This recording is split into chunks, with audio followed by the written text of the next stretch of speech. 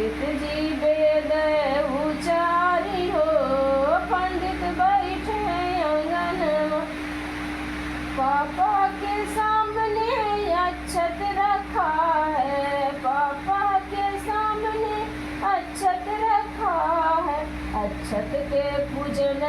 कराई हो, पापा बैठे अंगनवा,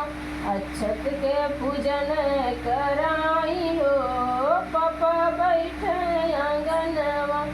मनवा आनंद होई जाई हो, पापा बैठे अंगनवा, मनवा आनंद होई